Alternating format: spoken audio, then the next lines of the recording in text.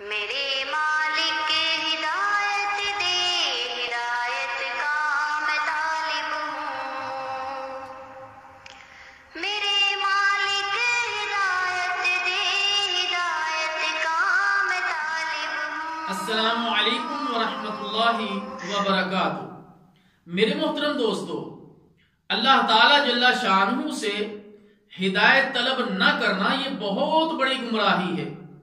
بہت سے لوگوں کی گمراہی کا سبب یہ ہے کہ وہ اپنی عقل پر اعتماد کرتے ہوئے خود کو ہدایت یافتہ سمجھتے ہیں اور اللہ تعالی جل شانہ سے ہدایت طلب نہیں کرتے۔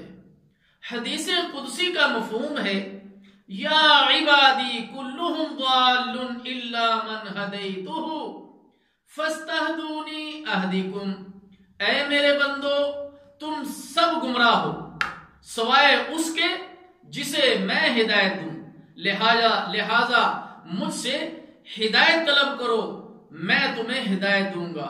صحیح مسلم۔ اللہ تعالی جل شانہ سے دعا ہے، جہاں ہم اپنے لیے اور بہت ساری دعائیں کرتے ہیں وہاں اللہ تعالی ہمیں ہدایت طلب کرنے کی بھی توفیق عطا فرمائے۔ والسلام علیکم ورحمۃ اللہ وبرکاتہ۔